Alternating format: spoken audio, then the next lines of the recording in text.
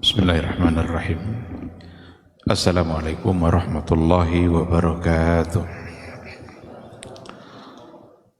Innal hamdalillah nahmaduhu wa nasta'inuhu wa nastaghfiruh wa na'udzu billahi min shururi anfusina wa min sayyiati a'malina. May yahdihillahu fala mudhillalah wa may yudlilhu fala hadiyalah. Ashhadu an la ilaha illallah wahdahu la syarika lah wa ashhadu anna Muhammadan abduhu wa rasuluh la nabiyya wa la rasula ba'da.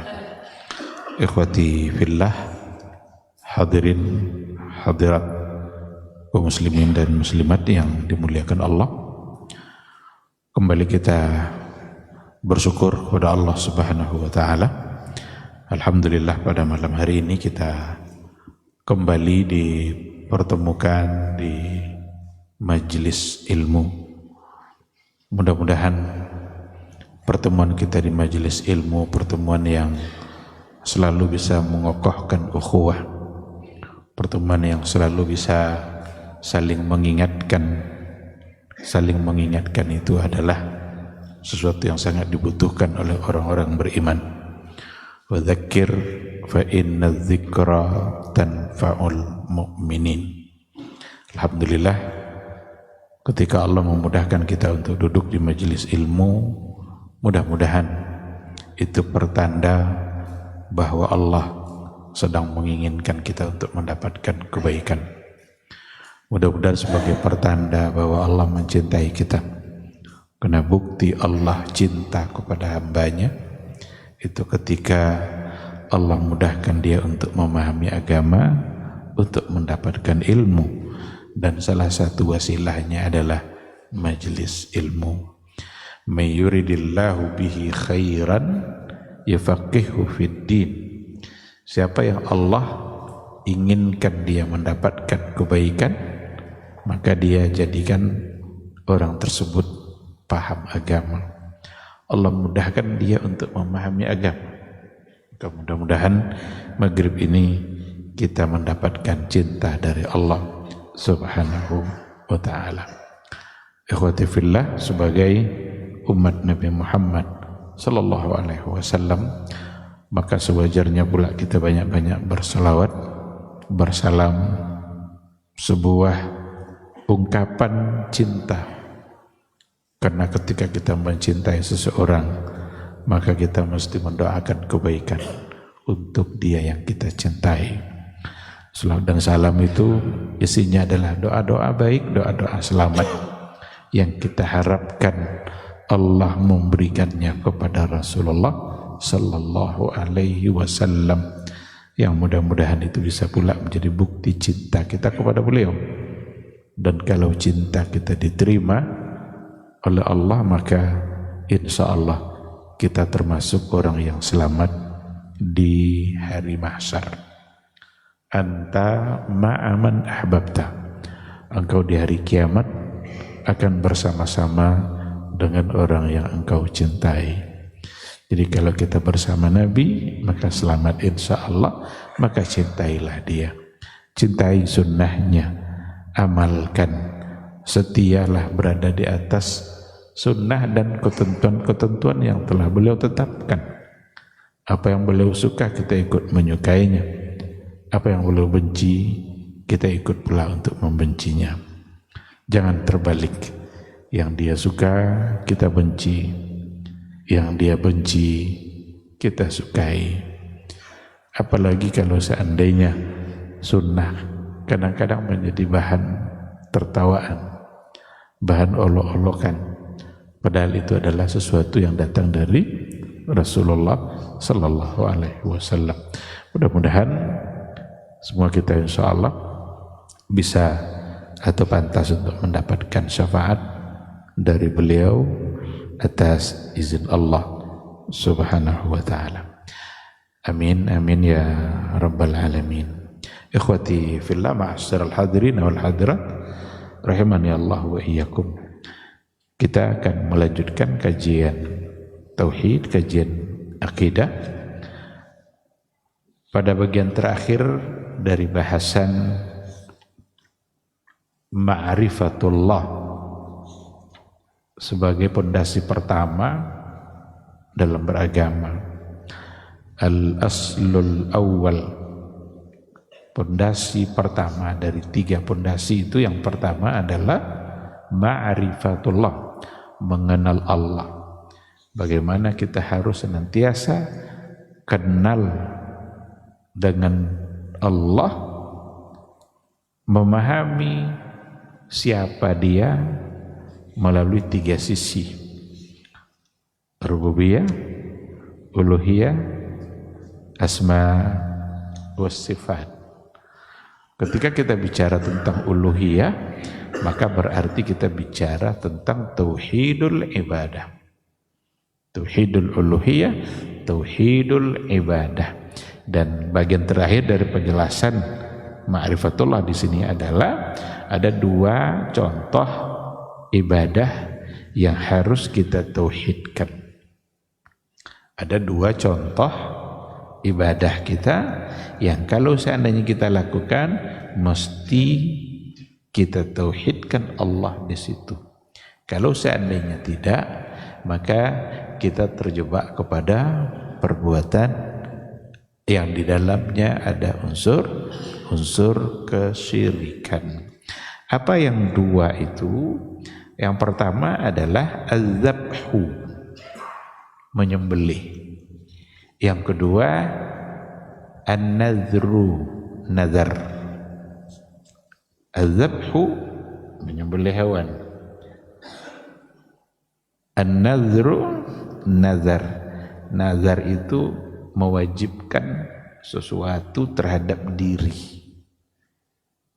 Harus kita bernazar atas nama Allah Subhanahu wa ta'ala. Menyembelih, harus kita menyembelih atas nama Allah. Kalau seandainya ada hewan yang disembelih tidak untuk tujuan Allah, maka hewan itu menjadi haram untuk dimakan.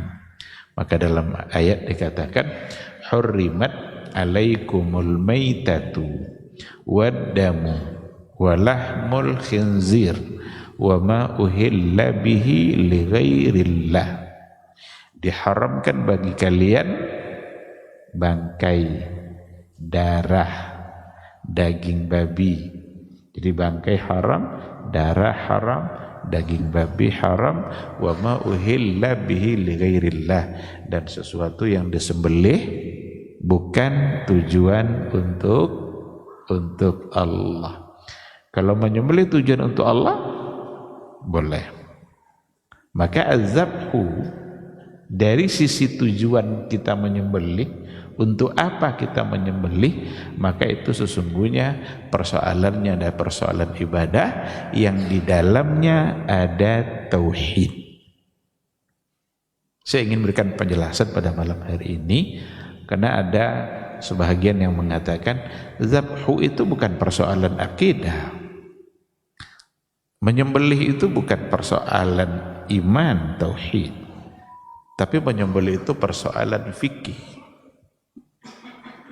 Maka kalau seandainya kita tengok dalam kitab fikih, kita akan menemukan ada pembahasan kitab al-adhahi atau kitab al-zabaih, kitab sembelihan. Berarti dia bagian dari fikih. Apakah itu sesuatu yang salah? Tidak. Ketika az-zabhu masuk ke dalam kajian fikih, maka yang dibahas nanti bukan persoalan niatnya, tapi persoalan bagaimana cara menyembelih. Bolehkah menyembelih dari atas leher ini atau masih dari sini? Persoalan fikih dia. Sahkah sembelihan kalau dilakukan oleh perempuan? Itu bahasan-bahasan fikihnya. Maka ketika diletakkan pada kitabul fiqh atau pada abwab fiqhiyah, bab-bab fikih, yang dibahas memang adalah persoalan fikih, hukum-hukumnya. Apa adab-adab dalam menyembelih? Bolehkah menyembelih di depan hewan yang akan disembelih berikutnya? Atau tidak? Itu semua bagian dari bab fikih. Tetapi yang namanya fikih, kalau az-zabhu, dia menjadi bagian dari ibadah. Dan kalau seandainya sudah masuk ke dalam ibadah, tidak akan pernah bisa lepas dari tauhid. Karena ibadah itu sendiri adalah tauhid. Wa ma khalaqtul jinna wal insa illa liya'budun. Tidaklah aku ciptakan jin dan manusia kecuali untuk beribadah. Liya'budun, abada ya'budu, ya'budun, liya'buduni, supaya mereka beribadah. Apa makna supaya mereka beribadah di sini? Supaya mereka mentauhidkan saya dalam ibadah. Berarti ketika kita bicara ibadah, sesungguhnya tidak akan pernah bisa dilepaskan dari bahasan tauhid.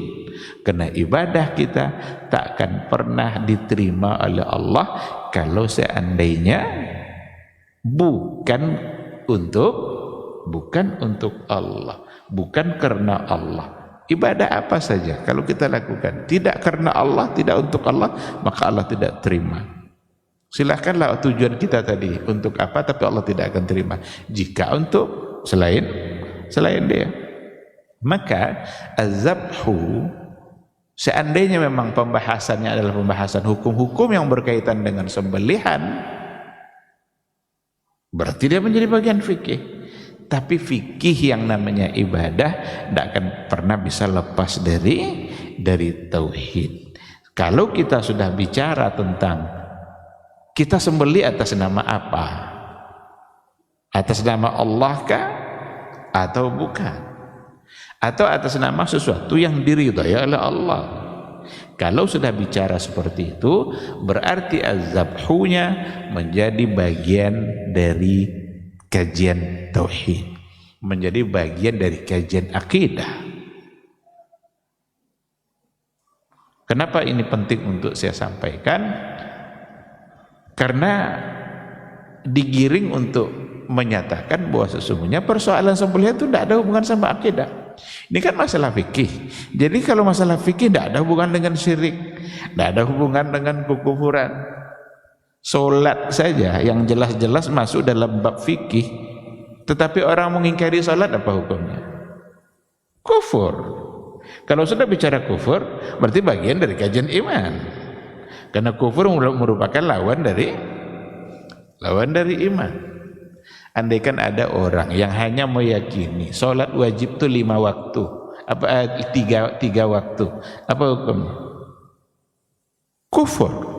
Karena yang wajib adalah 5. Solatnya itu dari sisi kaifiyahnya, tata caranya, syarat rukunnya, bagian dari fikih. Tapi kalau sudah berhubungan dengan niat, sudah berhubungan dengan al-qasdu, tujuan untuk Allah kah atau tidak, berarti dia akan menjadi bagian dari iman. Maka kalau kita tengok definisi iman apa? At-tasdiqu bil qalbi, dibenarkan oleh hati. Al-qawlu bil lisan, diucapkan oleh lisan. Al-amalu bil arkan, diamalkan oleh anggota.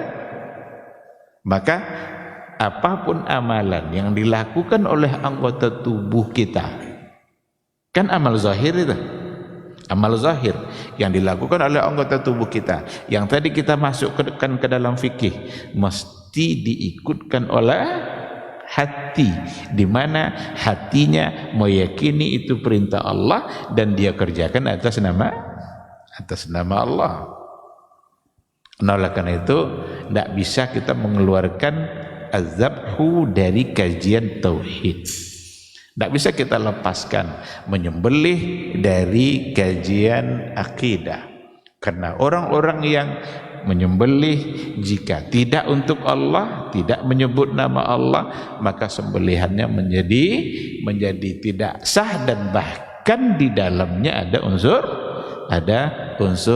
kesyirikan.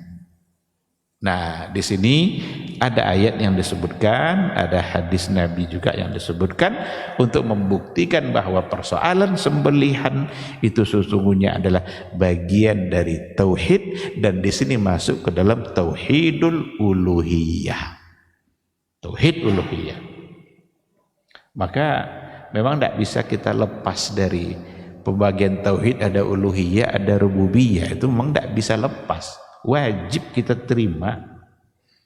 Orang-orang yang tidak siap untuk menerima tauhid ada uluhiyah, ada rububiyah, itu pasti akan terjebak kepada banyak hal yang di dalamnya ada unsur-unsur kesyirikan yang tanpa disadari. Tanpa disadari. Karena bukan menjadi bagian dari kajian atau bagian dari tauhid atau bagian dari bagaimana kita mengenali Allah Subhanahu wa taala. Inilah salah satu dari contohnya az-zabhu ini.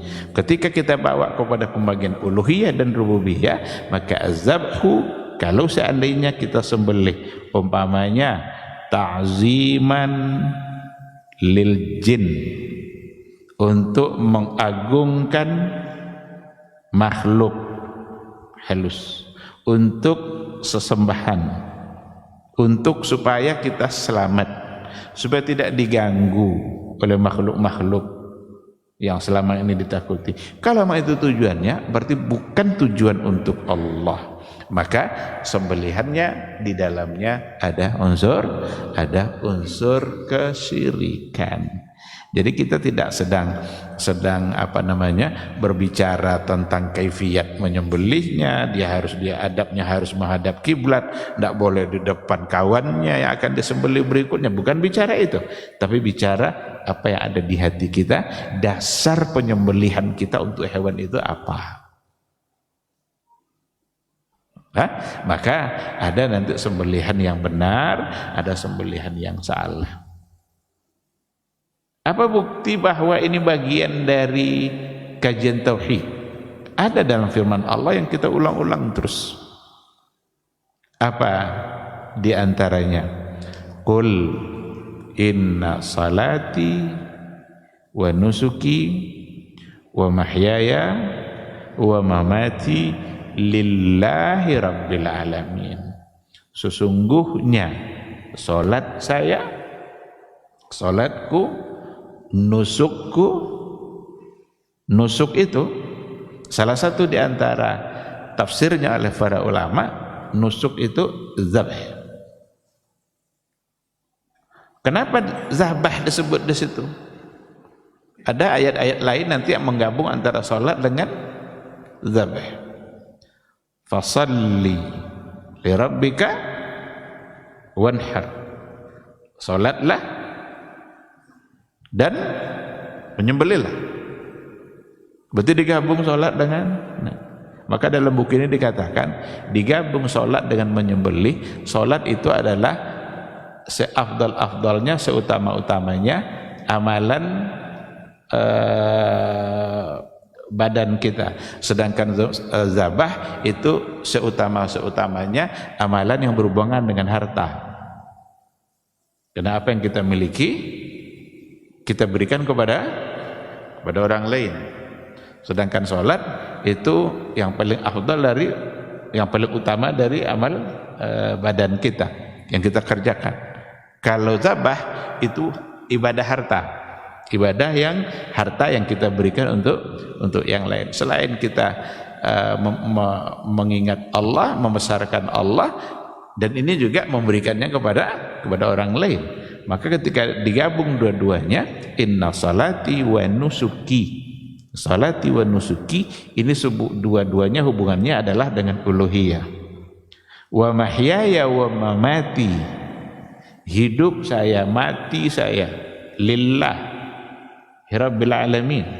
Jadi dua pertama itu untuk tauhidul uluhiyah, wa mahyaya wa mamati itu adalah untuk tauhidur rububiyah. Hidup kita serahkan kepada Allah. Allah menentukan hidup dan mati kita. Allah berikan kita umur berapa, Allah berikan kita rezeki berapa, Allah berikan kita anak berapa, Itu hidup kita yang semua kita serahkan kepada Allah, di mana kita tidak bisa protes. Ini persoalan rububiyah. Kita mesti tunduk.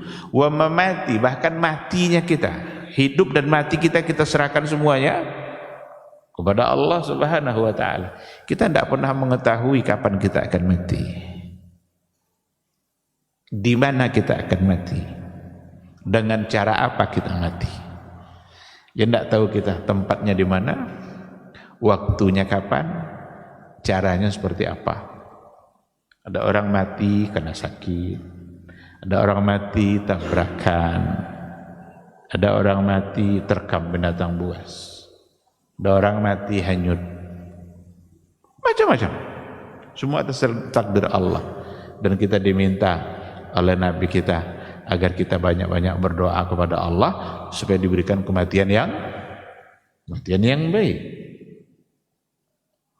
Doa mesti kita panjatkan terus kepada Allah. Tapi apa yang terjadi? Semua atas kehendak Allah. Jadi inna salati wa nusuki, salat dan sembelihan saya untuk Allah ini uluhiyah, karena ini ibadah. Berarti salat adalah ibadah yang harus kita kerjakan untuk Allah.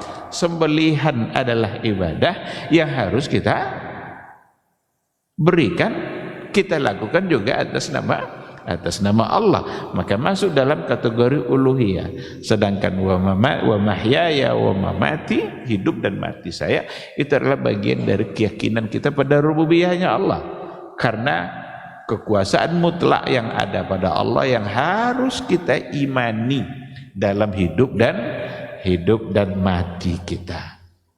Hidup kita Allah yang menentukan, mati kita Allah yang menentukan. Maka semuanya mesti lillahi rabbil alamin, la syarikalah.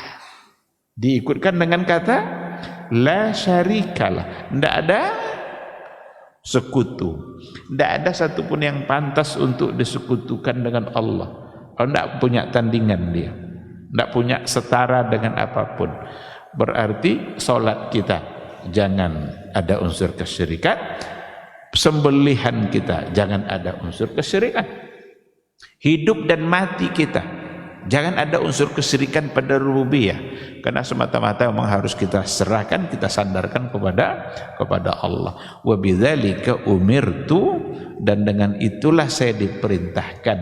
Wa ana awwalul muslimin, dan saya adalah awwalul muslimin, orang pertama yang menjadi muslim. Ini ungkapan Nabi yang sebelumnya. Jadi ayat ini adalah sebagai dalil bahwa persoalan sembelihan tidaklah semata-mata dipandang dari sisi fikih. Kalau sekadar dipandang dari sisi fikih karena masuknya pada bab fikih, jadi kadang-kadang tidak diterima adanya unsur-unsur kesyirikan pada sembelihan, karena dia masalahnya masalah fikih. Sama dengan tawassul, bertawassul dengan orang yang mati dalam doa. Itu sebagian mengatakan ini kan persoalan fikih. Itu kan salah satu dari tata cara berdoa. Kalau bicara tata cara berdoa, berarti dia masalahnya masalah fikih. Ada tata cara berdoa langsung kepada Allah, ada tata cara yang dengan bertawasul kepada orang-orang yang sudah mati. Karena kecenderungannya persoalan tawasul dianggap masalah fikih, jadi tidak ada syirik di situ. Ini juga menjadi satu kesalahan. Yang ingin saya katakan, at-tawassul dalam doa itu sendiri, apa kata Nabi? Ad-doa huwal ibadah. Doa itu itulah intinya ibadah. Sedangkan ibadah intinya adalah tauhid. Maka doa tidak bisa dilepaskan dari tauhid. Tata caranya nanti, apakah berdoa harus berwudu atau tidak? Mungkin masuk dalam persoalan fikih. Bolehkah kita berdoa kalau kita tidak suci? Itu masalah fikih. Tapi kalau sudah yang dibawa nanti kepada persoalan tawassul mesti membawa nama orang yang sudah mati, nama kiai-kiai, habib-habib yang dianggap keramat, yang kalau ada keyakinan doa lambat sampai kepada Allah tanpa menyebut nama ini, itu berarti bukan lagi persoalannya fikih, itu sudah masuk pada persoalan akidah, persoalan tauhid. Nah, jadi makanya di sini diberikan contoh pada bagian terakhir untuk mengenal Allah kita, itu persoalan az-zabhu. Ada ayat dan ada hadis. Apa hadis yang datang dari Rasulullah sallallahu alaihi wasallam? Dikatakan di sini wa minas sunnah la'anallahu man zabaha li ghairillah. La'anallah, Allah melaknat man zabaha li ghairillah, siapa saja yang menyembelih jika bukan untuk Allah. Allah melaknat. Apa arti laknat? Laknat itu artinya at-tardu minan ni'mah, itu berdoa dijauhkan dari nikmat Allah. Jadi kalau Allah melaknat berarti Allah menjauhkan dari nikmatnya. Kalau manusia yang melaknat berarti manusia mendoakan agar Allah menjauhkan dia dari nikmat dan rahmat Allah. Maka tidak boleh kita mengucapkan kata-kata laknat secara ta'yin, kecuali yang berdasarkan kepada nasnya. Ta'yin itu maksudnya terang-terangan disebutkan secara jelas yang dilaknat tadi. Umpama kalau Allah iblis laknatullah umpamanya, itu bisa karena memang ada nasnya. Tapi kalau untuk orang tertentu si fulan tidak bisa. Kalau sifatnya secara umum bisa, sifatnya secara umum. Ini contohnya, la'anallahu man dzabaha li ghairillah, Allah melaknat siapa saja yang menyembelih untuk selain Allah. Itu secara umum Allah melaknat orang menyembelih untuk selain Allah. Tapi kalau sudah mentain nanti si fulan ini, si A ini, Allah melaknat dia, nah itu perlu berhati-hati, karena siapa tahu dia melakukan perbuatan itu mungkin karena dia tidak mengetahui, tidak menyadari, atau tidak paham dengan hukum yang sebenarnya. Maka mentain seseorang kita harus berhati-hati. Tetapi secara umum memang ada hadis, inilah hadisnya. Maka perlu kita mengingatkan orang-orang yang jika mereka menyembelih untuk selain Allah, menyembelih untuk sesembahan, menyembelih untuk ditanam kepalanya di kaki bukit ini, disembelih dia kepalanya dihanyutkan di sungai tertentu atau dibuang di pantai ini, mesti diingatkan. Kenapa harus diingatkan? Karena berarti itu sudah menyalahi persoalan tauhid. Dan ada hadis secara umum, la'anallahu man dzabaha li ghairillah, Allah melaknat orang-orang yang menyembelih untuk selain Allah. Maka perlu diingatkan. Andaikan dia tersalah, yang diingatkan harus menerima. Kalau memang dia sudah terlanjur melakukan satu perbuatan yang salah. Jadi tujuan kita mengingatkan ini supaya tidak terkena oleh laknat Allah kalau seandainya menyembelih untuk selain Allah. Di sini dikatakan az-zabhu izhaqur ruhi bi iraqatid dam ala wajhin makhsus. Itu menghilangkan nyawa dengan mengalirkan darah, itu zabah. Jadi zabah itu menghilangkan nyawa, ruh, biiraqatid dam, dengan menumpahkan darahnya, mengalirkan darahnya, ala wajhin maksus, dengan bentuk yang khusus. Berarti ada cara sembelihan yang diajarkan oleh agama dengan memutuskan urat yang ada di lehernya, itu wajhin maksus. Itu sembelihan. Wa yaqa'u ala wujuh, Sembelihan itu bisa terjadi pada beberapa bentuk. Yang pertama, al-awwal ayyaqa'a ibadatan, bahwa sembelihan itu terlaksana sebagai sebuah ibadah. Apa? Kapan itu? Bi ayyaqsida bihi. Ayyaqsida bihi ta'zimal mazbuh. Yang dimaksudkan oleh yang menyembelih, sembelihannya itu dimaksudkan untuk ta'zimal mazbuhi lahu, untuk mengagungkan seseorang yang karena dia disembelih, wa tazallul wa taqarrub ilaih, menghinakan diri dan mendekatkan diri kepadanya dengan sembelihan tadi. La yakunu fahadha la yakunu illa lillah. Yang sembelihan yang tujuan seperti ini tidak boleh kecuali hanya untuk Allah. Jadi kalau tujuannya mengagungkan, mendekatkan diri, menghinakan diri, berarti hanya boleh kepada Allah Subhanahu wa ta'ala. Maka dia menjadi sebagai sebuah ibadah. Karena kita sedang beribadah. Beribadah itu kita sedang menghinakan diri kita dan memuliakan dia. Dan itu hanya pantas untuk Allah. Sekarang kalau seandainya sembelihan tujuannya untuk mengagungkan selain Allah, disitulah akan masuk dalam kategori syirik. Karena sembelihan seperti tadi itu memang hanya pantas untuk Allah. Disembelih atas nama Allah. Maka dengan mengucapkan Bismillahi Allahu Akbar, Bismillahi Allahu Akbar, dengan menyebut nama Allah yang maha besar. Berarti sembelihan ini memang kita sedang memuliakan Allah dan sedang mendekatkan diri kita kepada Allah. Kenapa kita mesti mendekatkan diri kepadanya? Mudah-mudahan dengan sembelihan ini kita bisa semakin bersyukur. Dengan sembelihan ini kita bisa semakin dekat dengan Allah. Dengan sembelihan ini kita selalu diberikan keselamatan dan kesehatan oleh Allah.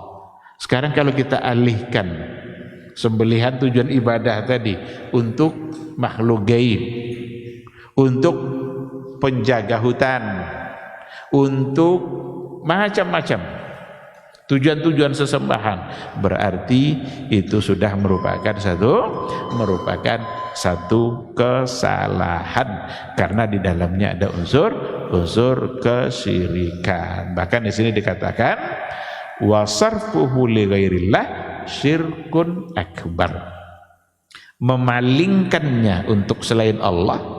Jadi sembelihan yang tujuan ta'abbud tadi, kalau kita palingkan kepada selain Allah, maka dia menjadi syirkun akbar, syirik besar. Berarti sangat terlarang. Dalilnya ayat yang tadi, inna salati wa nusuki wa mahyaya wa mamati lillahi rabbil alamin la syarikalah. Yang kedua nanti insyaallah kita sambung setelah menjawab suara azan.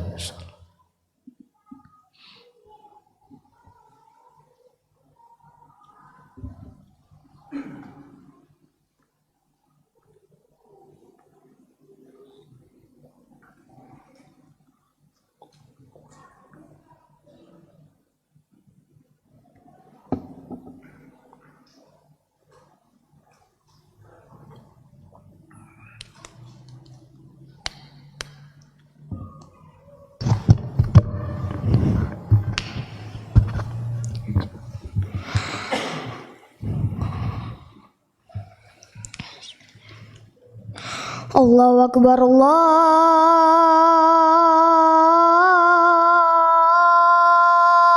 Akbar. Allahu Akbar, Allahu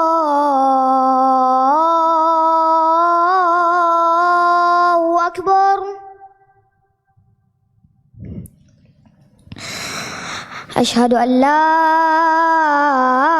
ilaha illallah.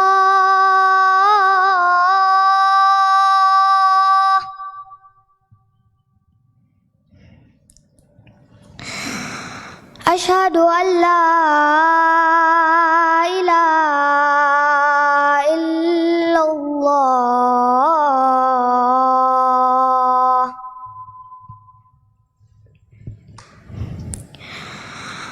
أشهد أن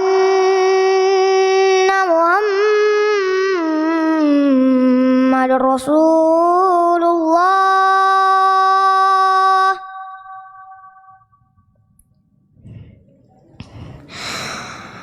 أشهد أن محمد رسول الله هيا على الصلاة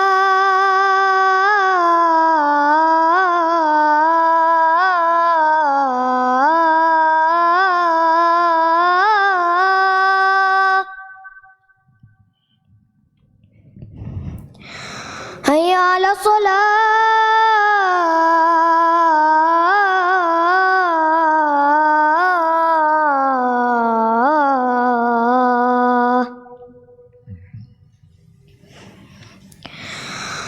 هيا على الفلاح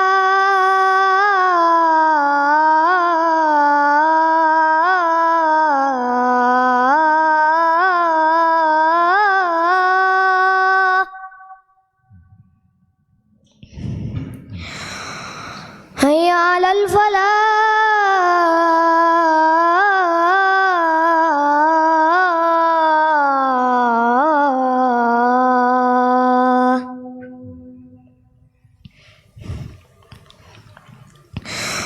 الله أكبر الله أكبر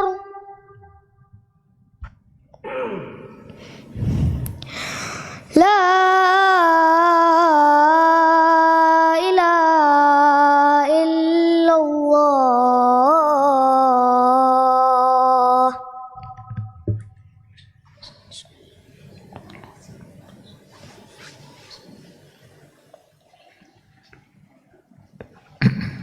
Bismillahirrahmanirrahim. Alhamdulillah.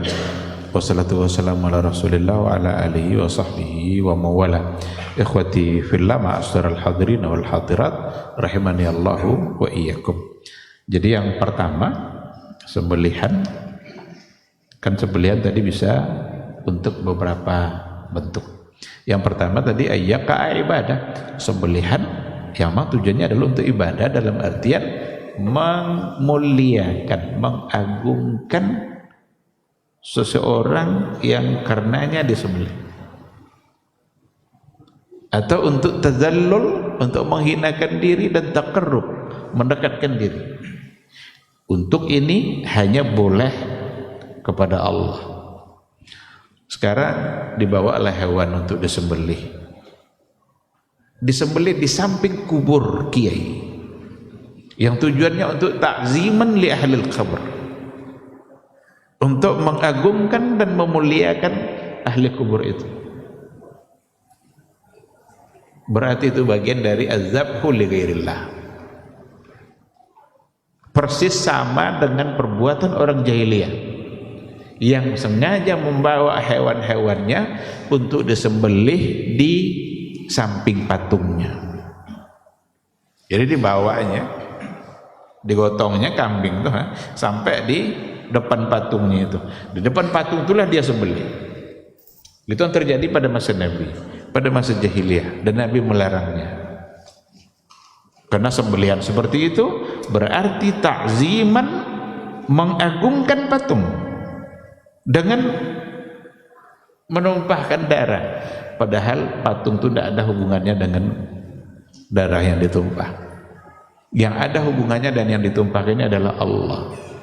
Dia yang memberi dia nyawa, dia yang mengasih dia makan, dia yang mengasih dia minum, dia yang menumbuhkan, membesarkan. Kalau dia makan rumput, Allah yang menumbuhkan rumput itu. Lalu sekarang disembelih untuk selain, maka Allah murka. Karena sesuatu yang bersambungan semua dengan Allah tiba-tiba diserahkan kepada patung. Semua bersambungan dengan Allah, tapi sembelih atas nama ahlul kubur karena dianggap soleh dan keramat, maka menjadi salah satu dari perbuatan yang di dalamnya ada unsur kesyirikan.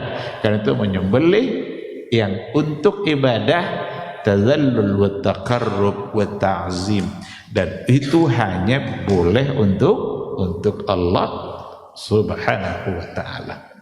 Jangan pernah melakukan untuk selain Allah, karena berdasarkan kepada hadis tadi, Allah melaknat orang-orang yang menyembelih untuk selain Dia.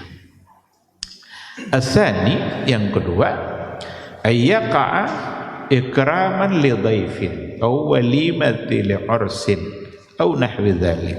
Sembelihan itu dilakukan untuk memuliakan tamu. Boleh enggak? Boleh. Karena memuliakan tamu dianjurkan Allah. Berarti itu namanya atas nama Allah. Karena memuliakan tamu ada hadisnya. Man kana yu'minu billahi wal yaumil akhir falyukrim dhaifahu. Siapa yang beriman kepada Allah dan Rasul, maka muliakanlah tamu. Sekarang datang, ada tamu ingin berencana datang ke rumahnya. Karena dia punya kambing, maka disembelihlah kambing itu untuk memuliakan tamu tadi. Bismillahirrahmanirrahim, Allahu Akbar, memuliakan tamu. Boleh? Boleh, karena itu namanya sembelihan lillah. Sembelih karena Allah untuk sesuatu yang diridai oleh Allah. Memuliakan tamu adalah sesuatu yang disuruh oleh Allah dan Rasulnya. Bahkan ciri-ciri orang beriman justru adalah memuliakan tamu. Jadi dia tidak sedang bertakarrub kepada tamunya, takarrubnya kepada Allah dengan cara memuliakan tamu. Jadi dia melakukan suatu ibadah memuliakan tamu, kan itu bagian dari ibadah. Berarti dia bertakarrub kepada Allah dengan cara melaksanakan perintah Nabi. Tapi kalau disembelih untuk jin, disembelih untuk makhluk ini supaya kita aman, supaya kita tidak diganggu, ini satu kesalahan. Kenapa demikian? Karena berharap selamat itu hanya boleh kepada Allah. Agar kita tidak diganggu makhluk gaib itu hanya boleh kita meminta kepada Allah. Jadi bukan dengan melakukan sesuatu justru untuk dia, atas nama ta'zim dia, dan justru saat itu kita melupakan Allah. Padahal yang akan menyelamatkan kita dari berbagai macam bencana, musibah, itu hanyalah Allah Subhanahu wa ta'ala. Bukan kita selamatnya dari gangguan tadi karena kita sudah berikan kepalanya untuk dia.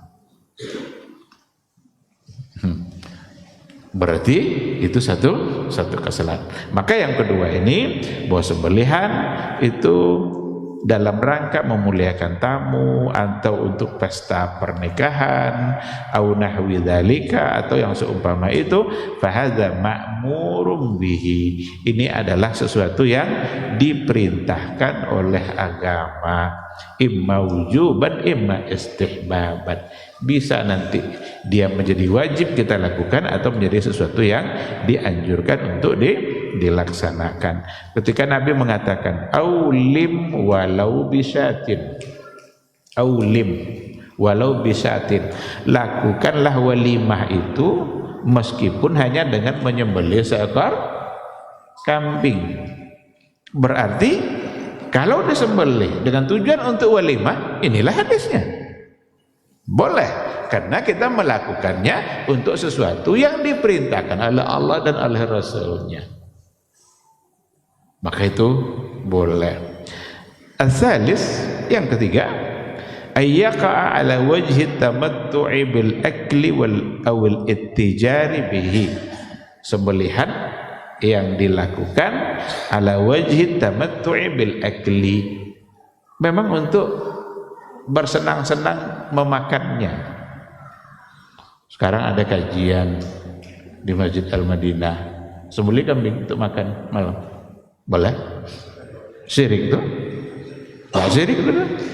Semakin banyak kambing semakin Semakin banyak kambing, semakin menarik. Karena memang at-tamattu' bil akli. Tamattu' bil akli ada dalam ayat, memang tujuannya hewan itu Allah ciptakan di antaranya untuk itu.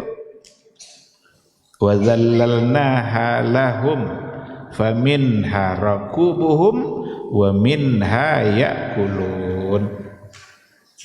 Allah tundukkan hewan itu. Allah ciptakan hewan itu memang. Sebagian dari hewan itu rakubuhum, ada yang untuk ditunggangi, untuk dikendarai, wa minha ya'kulun, dan di antara hewan itu ada yang mereka makan.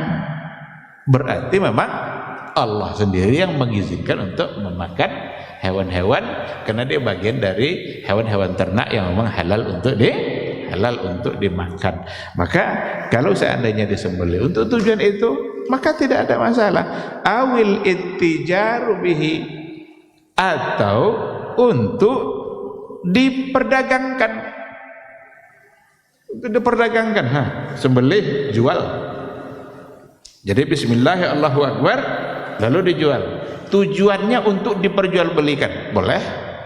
Boleh.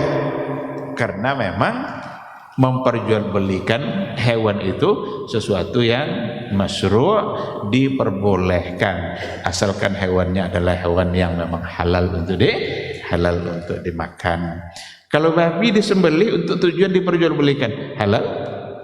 Enggak, karena babi sendiri memang hukum asalnya adalah haram. Jadi tidak akan halal dia dengan membaca bismillah itu. Jadi sembelih babi baca bismillah, tidak akan berubah dia menjadi halal, dan tujuannya untuk diperjualbelikan. Tidak, tetap saja haram, karena haram zati. Secara zat memang Allah sudah haramkan. Maka dari contoh-contoh ini, tujuan-tujuan apabila kita menyembelih dengan tujuan untuk Allah itulah yang tadi itu. Maksud untuk Allah adalah untuk sesuatu yang memang disyariatkan oleh Allah dan Rasul. Kita sembelih hewan untuk akikah, boleh? Boleh, karena akikah masyru'. Bismillah, Allahu Akbar, bahkan disebut pula lagi nama orang yang untuk dia, atas nama dia, atas nama Allah, tapi dalam rangka mengakikahkan si fulan, diniatkan oleh yang menyembelih. Andaikan tidak disebut, tapi dia mesti meniatkan bahwa ini adalah untuk akikah si fulan. Disembelih untuk melunasi nazar, boleh enggak? Boleh. Bismillahirrahmanirrahim, Allahu Akbar, karena kemarin dia rupanya pernah bernazar. Nazarnya, kalau ibu saya sehat akan saya sembelih seekor kambing, kasih makan anak yatim. Sekarang disembelih untuk memenuhi nazar tadi.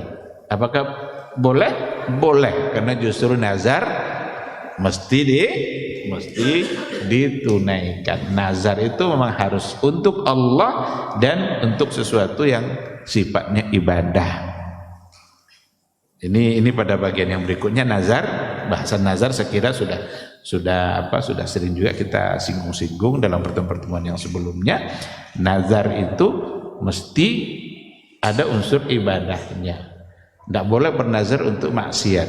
Kalau bernazar untuk maksiat, jangan laksanakan. Kalau bernazar untuk mempersulit diri yang dalamnya ada lebih didominasi oleh mempersulitkan dirinya atau unsur kemaksiatan, maka jangan dilunasi. Tapi kalau ada unsur ibadah yang memang dia mampu melakukan, maka dia wajib untuk menunaikan. Maka orang biasanya nazar puasa 3 hari atau berinfak 100.000 umpamanya. Walaupun dalam hadis Nabi dikatakan nazar itu la ya'ti bi khair, innama ya'ti minal bakhil. Nazar itu tidak mendatangkan kebaikan apapun. Nazar itu justru datang dari orang-orang bakhil, pelit. Ya Allah, kalau sehat orang tua saya, ini 100.000-nya masuk ke kotak masjid. Kalau tidak sehat, jadi kalau tidak sehat kan tidak sampai nih 100.000 nih ke kotak infak tadi kan. Jadi dia baru mau berbuat baik ketika Allah berbuat baik pada dia. Itu ciri-ciri orang pelit. Yang lebih baik justru dilakukan adalah masukkan dulu 100.000 tuh, setelah itu berdoa. Berarti tawasul dengan amal soleh. Tawasul dengan amal soleh masyru', itu dianjurkan. Kasih dulu makan anak yatim tuh, baru minta mereka mendoakan orang tua kita. Siapa tahu dari lisan mereka justru doa itu yang dikabulkan oleh Allah. Karena kalau tidak sehat-sehat nanti berarti tidak jadi dikasih makan kan.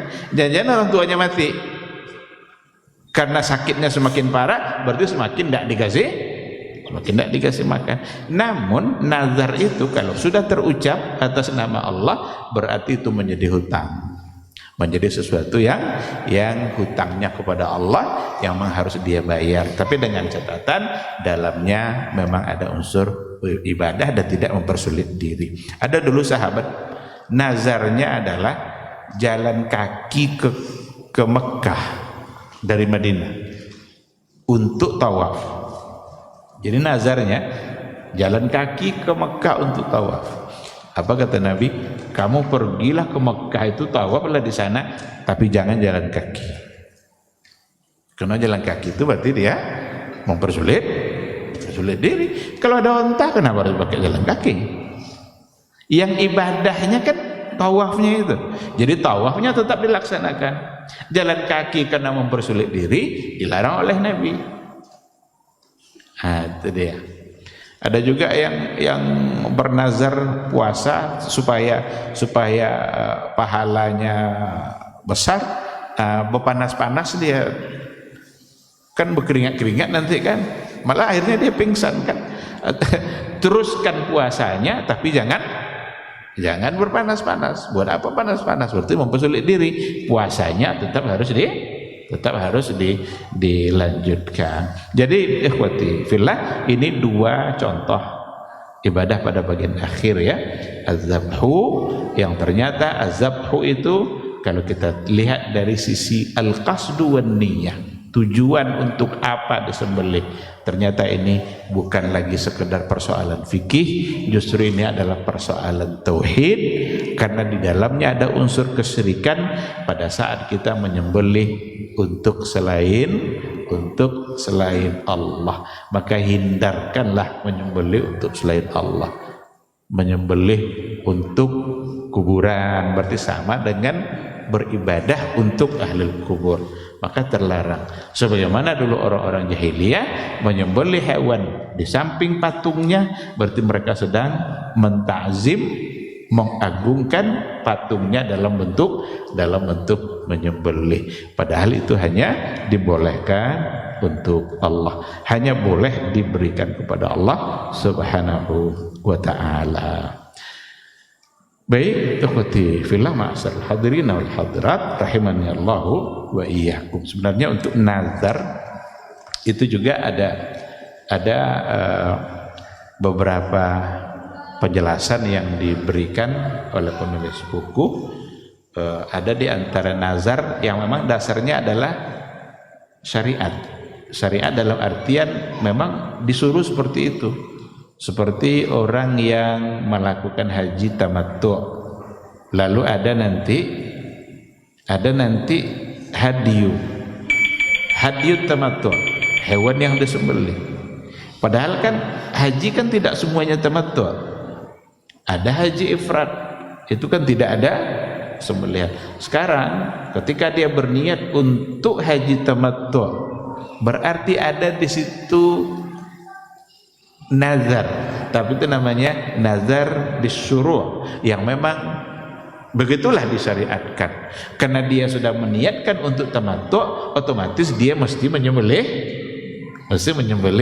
hewannya. Nah, itu pada contoh yang pertama. Ada nanti nazar itu ma yalzamu bil iltizami bihi, sesuatu yang orang mengharuskan pada diri dia, sesuatu yang kalau dia tidak mengucapkannya maka dia tidak ada kewajiban apa.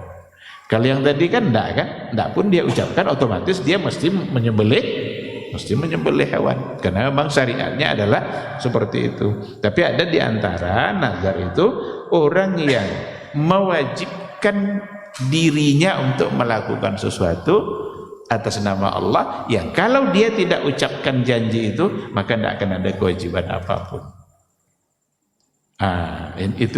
Inilah yang biasa disebut dengan nazar, yang artian yang kita pahami itulah yang disebut dengan nazar. Puasa 3 hari, kalau sehat, kalau nanti saya sukses saya akan pokoknya disebutlah satu bentuk ibadah dan mesti ibadah. Kalau tidak ibadah tidak usah dilaksanakan, apalagi kalau ada unsur maksiatnya. Saya sering contohkan, kalau ibu saya sehat, kalau ayah saya sehat, atau kalau istri saya sehat, saya bernazar bawa jalan-jalan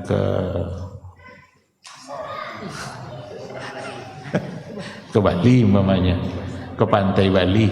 Ini jangan laksanakan, karena pergi ke sana hanya untuk melihat maksiat. Mesti nazar itu untuk sesuatu yang sifatnya ibadah. Jadi atas nama Allah dalam melakukan ibadah. Andai kan sudah terucap maka harus dilaksanakan. Tapi kalau tidak berarti belum. Mesti ada ucapan. Kalau baru niat gimana? Dia berniat untuk bernazar, berarti belum. Karena niat belum diucap, belum terucap. Sama dengan seseorang yang berniat untuk menceraikan istrinya.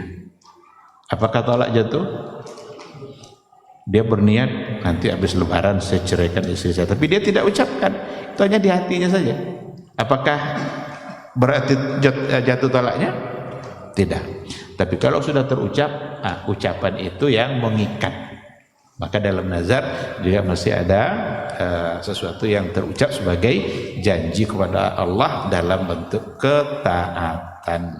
Maka dalam hadis dikatakan, wa man nazara ay ya'si Allah fala ya'si. Barang siapa yang bernazar untuk bermaksiat kepada Allah fala ya'sihi, jangan lakukan kemaksiatan itu. Jadi kalau dia bernazar, berjanji tapi di dalamnya ada unsur kemaksiatan, berarti jangan dilakukan. Kalau orang yang bernazar yang tujuannya adalah untuk mendekatkan diri kepada Allah, maka berarti baru dia diharuskan untuk melaksanakannya. Wallahu subhanahu wa ta'ala a'lam. Ada pertanyaan? Silakan.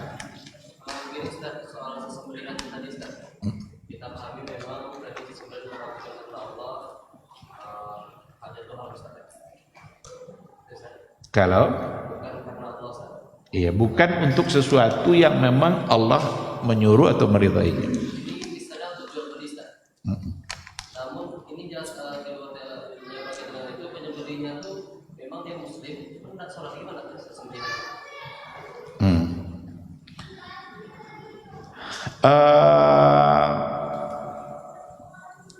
Berarti yang pertama untuk jual beli. Jual beli tadi sudah dikatakan ayyaqa az-zabhu lil ittijar. Kalau seandainya sembelih tujuannya adalah untuk jual beli, maka kalau memang tujuan ini adalah sesuatu yang dibolehkan, masyru', karena jual beli itu adalah bagian dari syariat yang diatur oleh agama. Salah satu yang diperjualbelikan adalah hewan. Nah, bagaimana kalau yang menyembelihnya adalah tidak sholat, menyembelih tapi dia tidak sholat. Tidak sholat itu nanti ada dua kemungkinan. Apakah tidak sholat itu karena memang menganggap sholat tidak wajib, berarti kufur. Kalau kufur, berarti dia tidak muslim. Atau dia tidak sholat itu adalah bentuk bermalas-malasan, tapi dia tetap mengakui sebagai sebuah kewajiban. Maka ada istilahnya tahawunan wa takasulan. Tahawunan wa takasulan. Itu kena menganggap enteng atau kena malas, berarti dia tetap sebagai seorang muslim. Nah, kalau memang tetap sebagai seorang muslim, jangankan muslim, sembelihan ahlul kitab itu bisa diterima. Artinya dibolehkan. Ahlul kitab itu halal sembelihannya, halal wanitanya untuk dinikahi. Maka banyak sahabat yang nikah dengan perempuan-perempuan ahlul kitab Yahudi. Tapi yang mereka meskipun ada persoalan keyakinan, tetapi mereka yang bagian yang termasuk baik dari sisi akhlaknya. Maka kalau memang dari segi hukum ya bisa dikatakan seperti itu. Namun mungkin kita bisa kalau untuk menjaga kehati-hatian kita, ya silakan cari yang lain, beri dia pelajaran. Coba gara-gara dia tidak sholat, dagingnya tidak laku, coba. Mungkin dia akan berpikir, ini kan gara-gara tidak sholat, siapa tahu setelah itu dia sholat. Ini kan cara memberikan terapi kan. Ya kalau ada sini orangnya tidak sholat, sini Pak Haji yang taat, udah beli sama Pak Haji. Apa beli ya? Yang tidak sholat. Tapi kalau dari segi hukum kan kita harus dudukkan. Maka apakah memang dia tidak sholat karena mengingkari sebagai sebuah kewajiban, berarti kufur.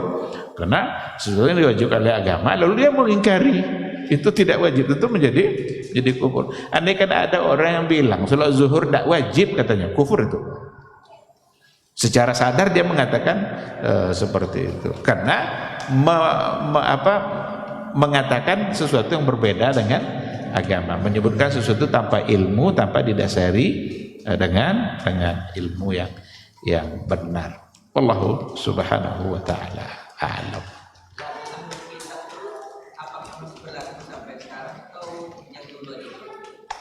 Alul kitab itu sebenarnya kalau seandainya dipertanyakan apakah berlaku sampai sekarang, tidak ada yang menasah,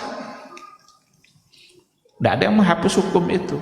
Dan ahlu kitab pada masa dulu sudah punya keyakinan yang salah. Orang Nasraninya menganggap Isa anak Tuhan, orang Yahudinya menganggap Uzair anak Tuhan, dan sampai sekarang kesalahan itu ada. Maka dari segi hukum ini, tapi apakah pantas itu untuk dilakukan?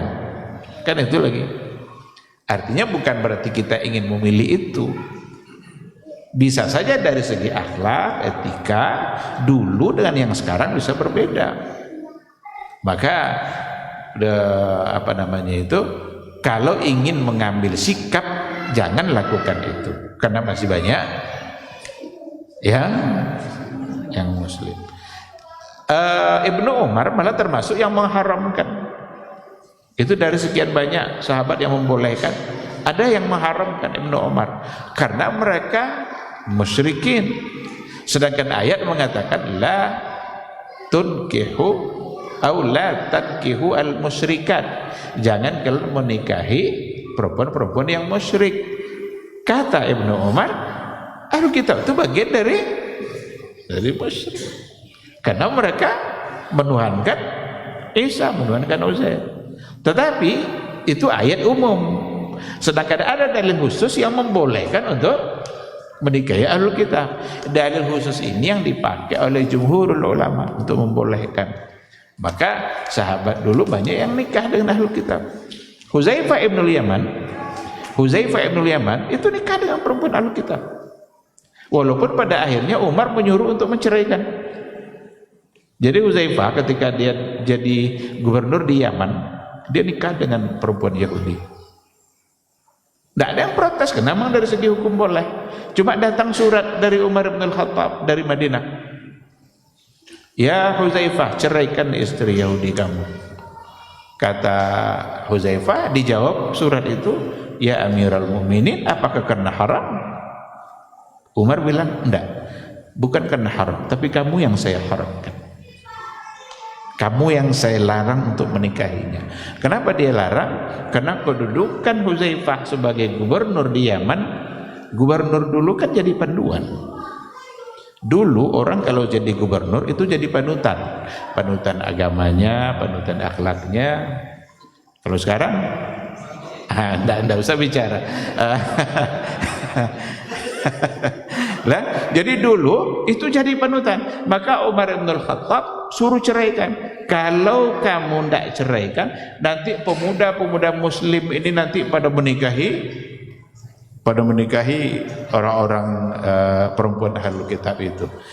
Kalau itu terjadi, itu masalah nanti bagi muslimah-muslimah. Tertinggal muslimah-muslimah karena menjadi pilihan oleh para pemuda adalah ahlul kitab. Jadi bukan kena hukumnya yang tidak boleh, karena ada ayat, ada hadis. Tapi untuk dia yang dilarang. Maka sekarang ini bisa kita ambil logika istinbat hukum itu. Kenapa dia dilarang? Ini sebabnya rupanya. Nah sekarang bisa juga dilarang bukan karena haramnya, tapi karena akibat yang akan ditimbulkan, yang dimunculkan. Jadi jangan itu jadi andalan pilihannya. Sebanyak ini yang muslimah yang lebih pantas untuk dinikahi. Wallahu subhanahu wa ta'ala a'lam. Baik, saya kira cukup sampai di sini kajian kita, mudah-mudahan bermanfaat. Dan dengan demikian berarti nanti kita sudah mulai masuk pada al-aslus tsani, pada pondasi yang kedua, yaitu ma'rifatu dinil islami bil adillah, mengenali agama Islam dengan dalil-dalilnya. Insyaallah, semoga Allah senantiasa memudahkan kita untuk bermajelis, dan semoga majelis kita senantiasa mendatangkan manfaat dan kebaikan. Amin, amin ya rabbal alamin. Baba TV Sunnah, belajar agama baru alim.